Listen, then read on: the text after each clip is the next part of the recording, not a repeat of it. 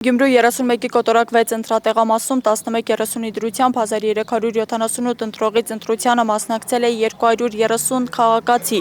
Նշենք, որ հոսքը բավականին ակտիվ է և հանձնաժողովի նախագահի խոսքով հիմնականում հերթերը կարգավորելու խնդիր կա, բայց այն իհարկե լուծելի է։ Մեկ միջադեպ գրանցվել է այն առումով, որ ընտրողներից մեկը կորցրել է անհրաժեշտ կտրոնը։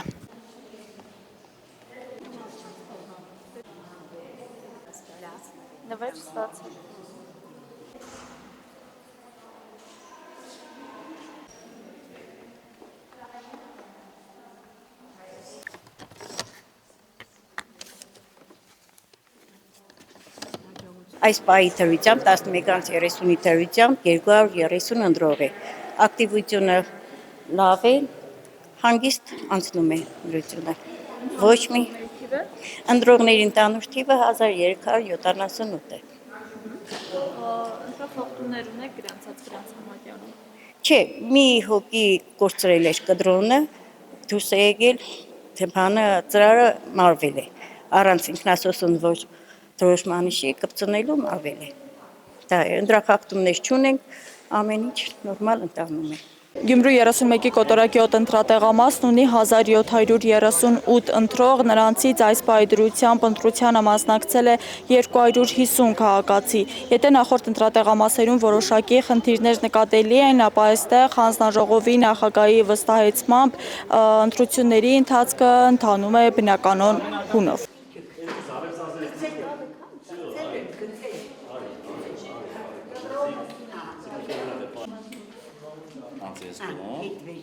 Անցեսկում, Էսմայելի Պետրոնը, Վերցրեք, քցեք քվեատուպի մեջ, վերցրեք, համի պիտի քցեք քվեատուպի մեջ։ Ես ընտրել եմ մտածելով մեր երիտասարդները երջանիկ լինեն, բախտավոր լինեն, հաջողություն ունենան, Աստված նրանց հետ լինի։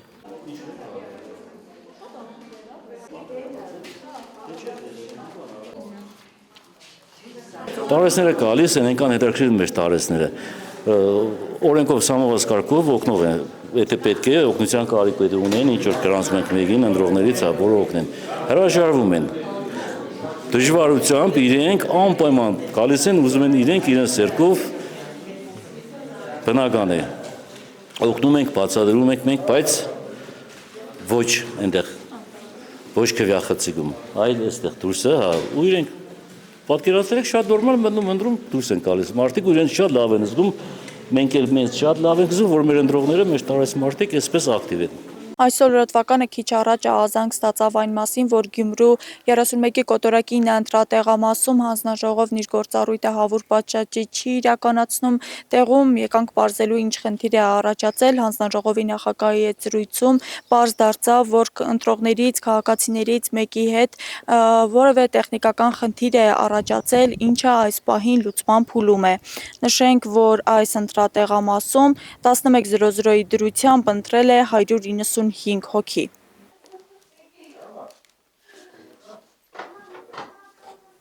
Մի րոպե սպասեք, որ այդպես շատ բուկակումներ չլինեն, հա։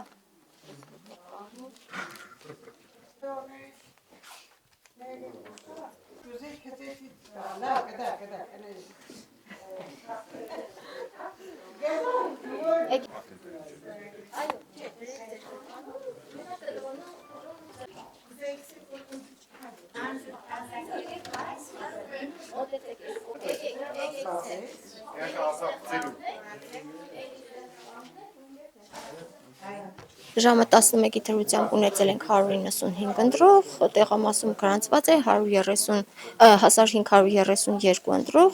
ներառյալ նաև մեր հանձնաժողովի որոշ անդամներ եւ ոստիկաններ։ Ակտիվությունը ինչպես։ Ակտիվությունը շատ լավ։ Ընթացքը ընտրախախտումներ գրանցվել են, չեն գրանցվել, գրանց համատյանում եղել են նշումներ։ Ոչ, չի եղել, մի փոքրիկ այդպես հիմա կպարզեն ամեն ինչ։ Ինչ դեպք է եղել կոնկրետ։ Ուղղակի պատահական մատ է ներկպել, այդքան բան։ Եվ կարծեմ ոստիկանություն էր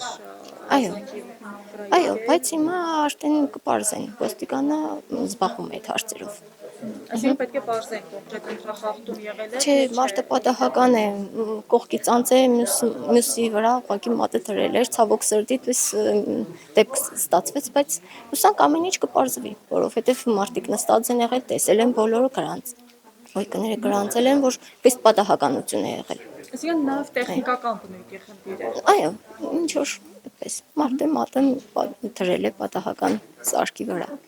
Եվ նաև հիմնականում ընտրողները կան հարցեր, որոնք տալիս են, ինչից են դժվարանում, օրինակ գրիչի, չգիտեմ։ Չէ, թե տարիքով մարդիկ այո հարցնում են, իրենք սովոր են, չէ, որ գրիչով դիպցիչ կանեն, բայց այս պահին նորմալ է, արդեն անընդհատ մեր հանձնաժողովի անդամները ուղղորդում են, ոչ թե ուղղորդում են, այլ կրկնում են, հա, ինչպես կարելի է ընտրությունը կատարել, ծրարը բացեք, մի հատը մի թերթիկը դրեք, մնացածը նետեք եւ մոտենան մեր քվեատուպի մոտ նստած անձնավորության, ով որ նստած կլինի։ Այդպես Հարգելի լսարան, այժմ այսօրի տաղավարում հյուրընկալել են ժուրնալիստների ասպարեզ ակումբի խորհրդի նախագահ Լևոն Բարսեղյանին։ Բարև ձեզ, պարոն Բարսեղյան։ Բարև ձեզ, բարև։ Շնորհակալ ենք, որ հյուրընկալեցիք մեզ։ Պարոն Բարսեղյան, կխնդրեի մի փոքր ոչ թե գնահատական տայինք, այլև խոսեինք ընդհանուր առմամբ ընտրախախտումների հետ կապված դեպքերի մասին, արդյոք մինչ այս պահը մենք ունեցել ենք ընտրախախտումներ։ Հա, շնորհակալություն։ Մենք դիտորդական առաքելություն ենք իրականացնում Շիրակի մարզում, հավասար իրավունքներ եւ անկախ մեդիա ծրագրի շրջանակներում դրամաշնորհային աջակցությամբ եւ 72 տեղամասերում դիտորդներ ունենք, որոնցից 60-ը Շիրակի ներողություն Գյումրի քաղաքում են տեղակայված։ Առավոտից հետևում ենք իրենց ուղարկած հաղորդագրություններին։ Նախ եւ առաջ կուզեի ասել, որ շատ կարևոր է զանազանել ընտրախախտումները, օրենսդրության խախտումները, որոնք կանխամտածված եւ պլանավորված չեն, եւ իհարկե կանխամտածված, պլանավորված հանցագործությունները, դրանք տարբեր խմբեր են։ Ուրեմն բազմաթիվ խախտումներ մերոնք արձանագրել են, մենք էլ հրապարակում ենք ասպարեզում եւ հաղորդումների մեջ բարբերաբար ես դրանք ներկայացնում եմ, ինչ որ մեկը օգնել է, ինչ որ մեկին չի գրանցվել մատյանում, կտրոնների վրա դրոշմակնիկը մոռացել են միտեղ տնեն, այդպես են դրոշմա ներողություն կտրոնները հավաքել, հետո հանել լրացրել են 31-33 տեղամասում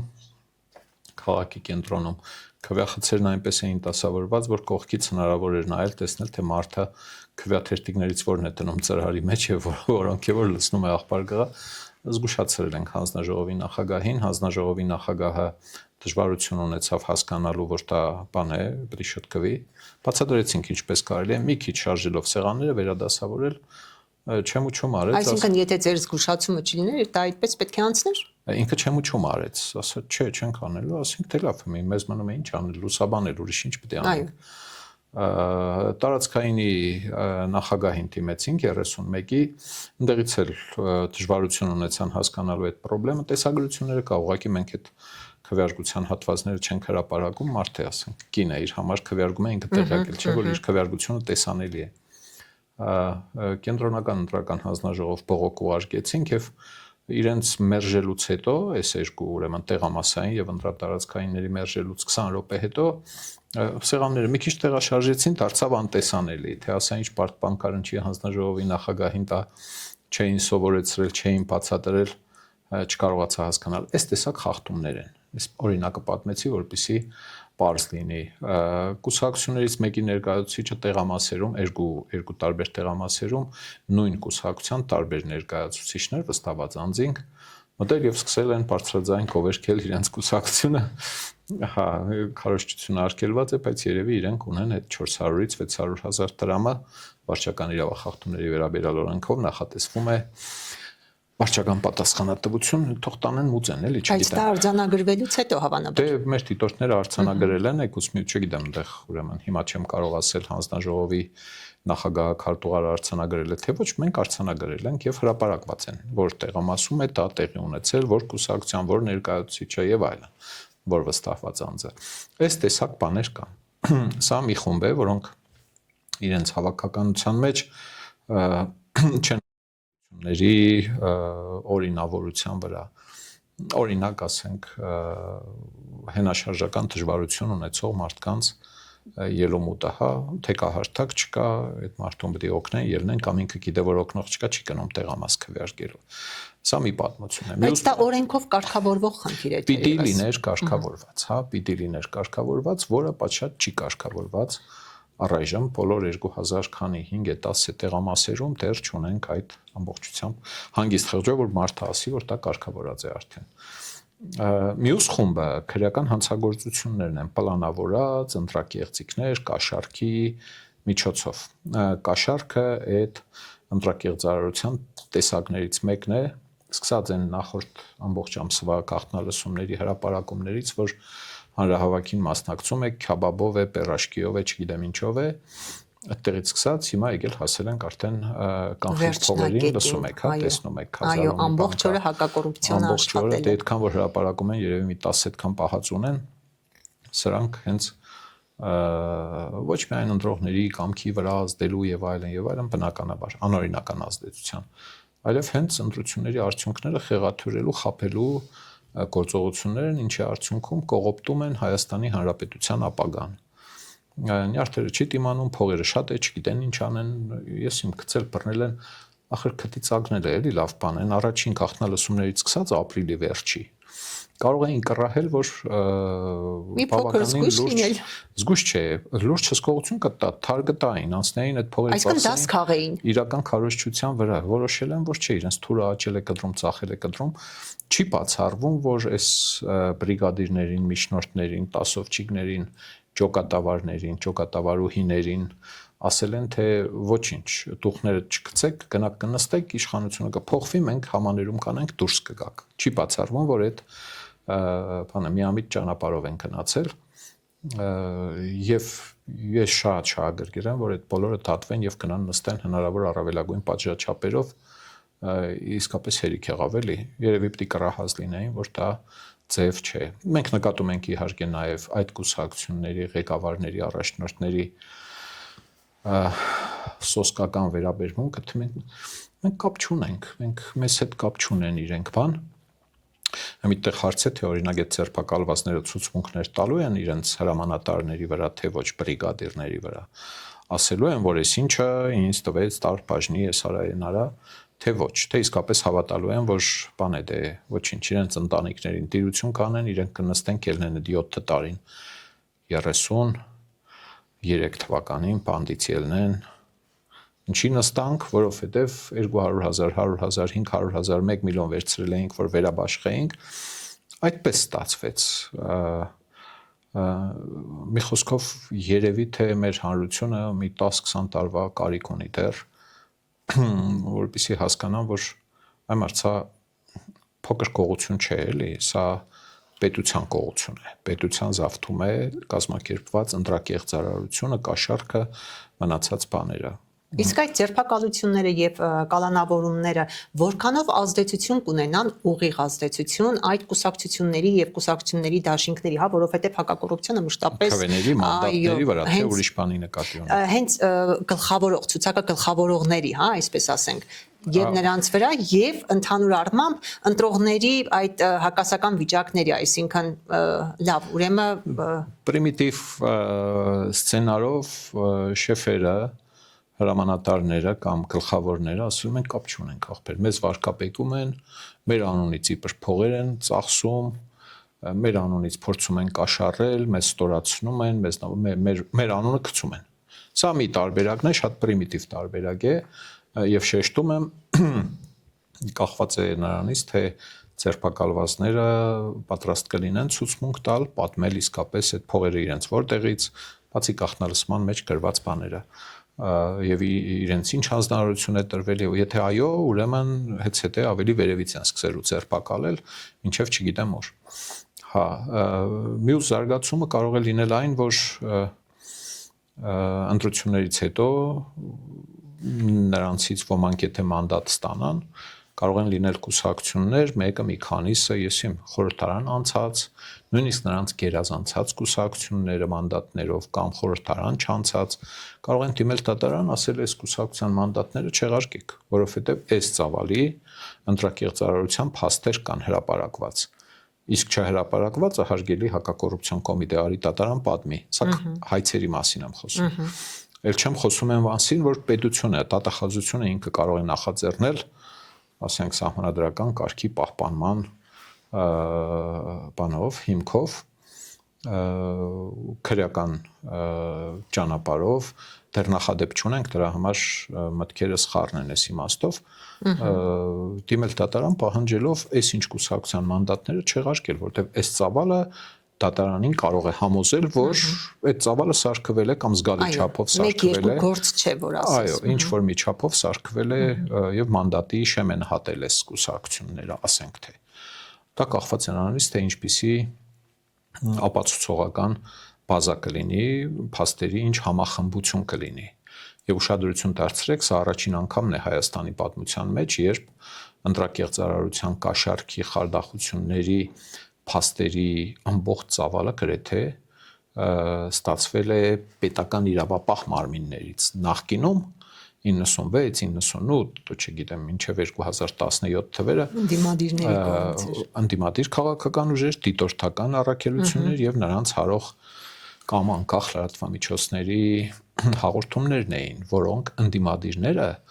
այսպես կոչված պարտված քաղաքական ուժերը հավաքում տանում էին դատարան եւ դատարանը սահմանադրական դատարանը շարունակ ասում էր չէ դե ձեր հավաքած նյութերը հասկացանք բայց դա հիմք չէ որպեսզի ընտրությունների արդյունքները չեղարկենք սա առաջին դեպքն է երբ այս կողմից գրեթե նման չէր կարող լինել հիմա ՀԿ-ներից որ մեկը կարող է գնալ գաղտնալսել կամ կուսակցությունը գնա մյուսին գաղտնալսի հա եւ այստեղ պետական իշխանության իրավապահ համակարգն է որ հավաքել է մի ահռելի ծավալ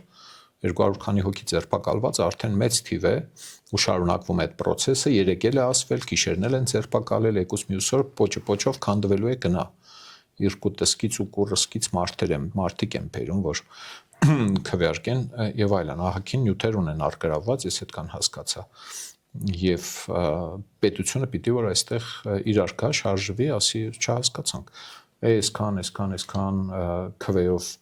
ձայն առնելը արդյոք հանգեցրել է շեմը հաղթահարելուն թե չի հանգեցրել Առավել եւս երբ վերած մարդիկ էլ միանգամից չէ ասում են որ եկել ենք քվեարկենք ու գնանք որովհետեւ այստեղ կարող է ինչ-որ բաներ տեղի ունենալ կարող է դա թե քրեական հիմք չէ նման խոսքը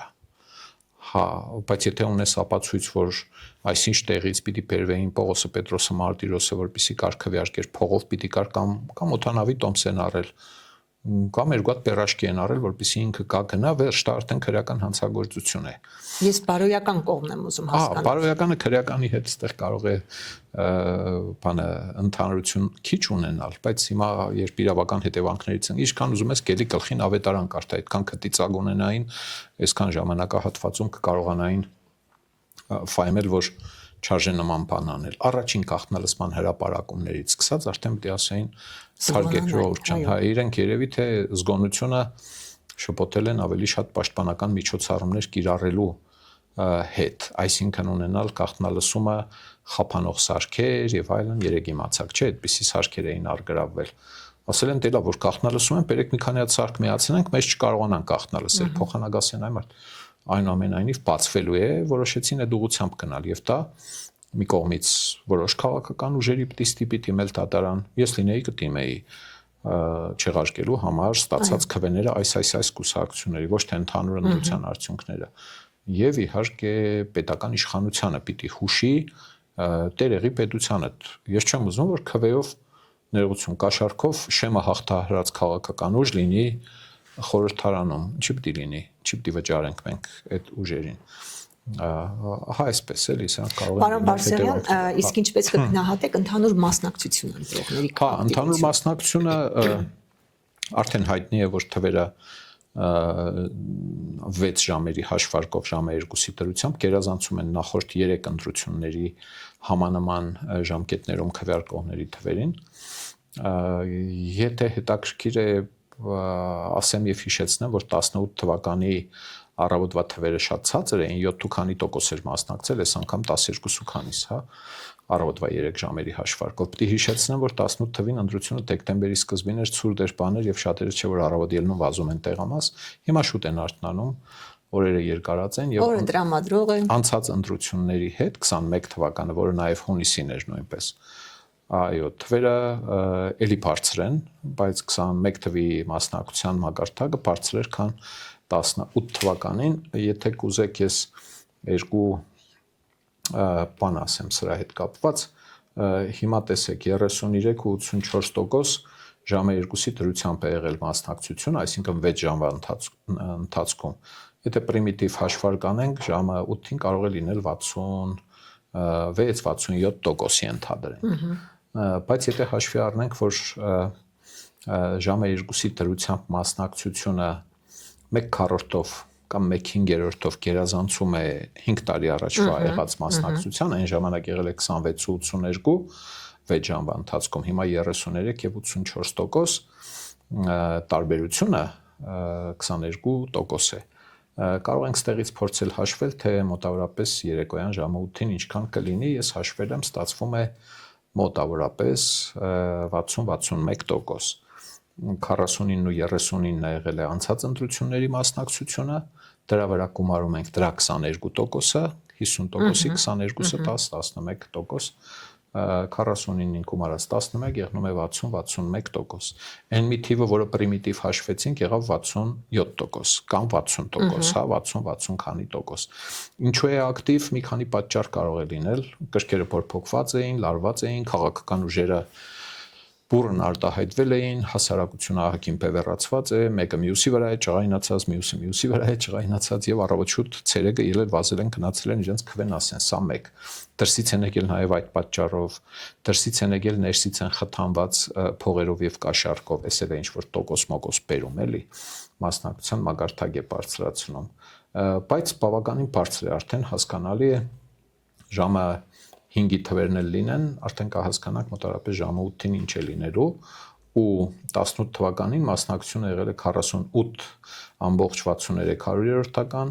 5 տարի առաջ եղել է 49 ու 39-ը, մի տոկոսի չափով է աճել պատերազմից հետո, լարումներ, քաղաքական ճգնաժամ, բան։ Ես ճիշտն ասած կանխատեսել էի 56-58%-ի մասնակցություն, հնարավոր է, որ դա գերազանցի մի քիչ, կարող է եւ 58-ի վրա կանգ առնի, որտեվ քվեարկության բուրըն գնացողները ոնց որ թե օրվա առաջին կեսին արդեն ահագին ինքնարտահայտվել են, էլի։ Եվ դեռ ժամանակ ունենք։ Երկրորդ կեսում ուզում եմ ասել, այնքան չի մասնակցի, քան թե առաջին կեսում, բայց սա բան է, զրույց է, որը 4 ժամ հետո իմաստը կկորցնի, էլի, 4 ժամ հետո արդեն կիմանաք որ թիվն է։ Հա, ահա այսպես, բայց ուրիշ կախում կա ստեղ, ենթադրենք 60% է մասնակցելու, 2.500.000 ընտրող ունենք, 505.000 60%-ի մասնակցության դեպքում 1%, այսինքն մասնակիցները կլինեն 1.5 միլիոն, 1.5-ի 1%-ը 15,000-ն է, շեմա կուսակցության համար 4%-ն է, 60,000 քվեն, ոնց որ թե մոտավորապես ձևավորվում է որպես կուսակցության անցման շեմ, եւ դրա կրկնակին երկու դաշինքների համար անցման շեմ, 120,000 մոտավորապես, Քոչարյան Ռոբերտենց Հայաստան դաշինքը անցած անգամ 269-70,000 քվե էր ստացել։ Այս անգամ պիտի ստանա առնվազն 120,000, որպեսզի շեմը հաղթահարի։ Որտեղ երկու դաշինք կա, մեկը իրենք են, էլի, մյուսների համար 60,000-ը բան է։ Մոտավորապես լինելու է շեմ եւ շատ բարդ է պատկերացնել, որ 18-ից 12-13-ը 4%-անոց շեմը կա հաղթահարեն։ Կարող են ներսում լինեն 4 քաղաքական ուժ, դե 3-ը շատերն են պնդում, բայց ես կարծում եմ, որ 4-5 քաղաքական ուժ պիտի որ կարողանա հաղթահարի շեմերը։ Տեսնենք ինչ կլինի։ Իրիկունը ժամը 10-ից Այո, մի քանի ժամից արդեն պարզ կլինի, թե մեր կանխատեսումները որքանով են իրատեսական։ Շնորհակալ ենք շատ, պարոն Բարսեղյան, իսկ մենք Ցայգյուղի եթերում շարունակում ենք մեր հատուկ թողարկումը։ Գյումրու ընտրատեղամասերից մեկում իր քաղաքացիական պարտքն է կատարել նաև падգամավորի թեկնածու Նազելի Բաղդասարյանը։ Նա լրագրողների հետ ճեպազրույցում անդրադարձել է ընտրակաշառք տալու եւ վերցնելու մասին դեպքերին, խոսել դրանց քրեորեն պատժելիության մասին։ Կաշառք տալը քրեորեն նույնքան պատժելի է, որքան կաշառք վերցնելը։ Այս մասին ընտրողներին է հիշեցնում Ազգային ժողովի պատգամավորի թեկնածու Նազելի Բաղդասարյանը, մասնավորեցնելով, որ իրավապահ համակարգը շարունակում է ակտիվ գործունեություն ընտրակաշառքների բացահայտումների ուղղությամբ ինչպես նախընտրական շրջանում, այնպես էլ Ազգային ժողովի ընտրությունների օրը։ Եվ ես ուրախությամբ պետք է արձանագրեմ, որ այն բոլոր դեպքերում մարդիկ, եթե փորձում են ներգործել քաղաքացու կամարտայթմանը եւ իր ազատ իրավունքներին, պետք է օրենքի ուժով իհարկե պատժվեն, եւ սա անխուսափելի է։ Նազելի Բաղդասարյանն ուշադրությունն հրավիրեց նաեւ հենց այսօր ընդդիմության ներկայացուցիչներից ստացված ահազանգերի վրա իրավապահների կողմից իրականացվող խուզարկությունների եւ ձերբակալությունների մասով։ Այո, այն մարդիկ, ովքեր հանցանք են գործում, նրանք պետք է օրենքի առաջ պատասխան տալ։ Պատգամավորի թեկնածուն ընդդիմադիր գործընկերներին հորդորեց զերծ մնալ նաև զուգահեռ վարվող քարոզչությունից, ինչը եւս քրեորեն պատժելի է։ Այս ժամի համար նախատեսել էինք այսքանը, իսկ ես ձեզ կրկին հիշեցնում եմ, որ այսօր հունիսի 7-ն է եւ երկրում տեղի են ունենում խորհրդարանական ընտրություններ։ Ցայք հեռուստաընկերության այսօր լրատվականը ձեզ համար աշխատում է արտակարգ ռեժիմով։ Իսկ մեզ կարող եք հետևել ինչպես Ցայք հեռուստաընկերության եթերում մալուխային ալիքներով, այնպես էլ Ցայգի թվային հարթակներում։ Մնացեք մեզ հետ։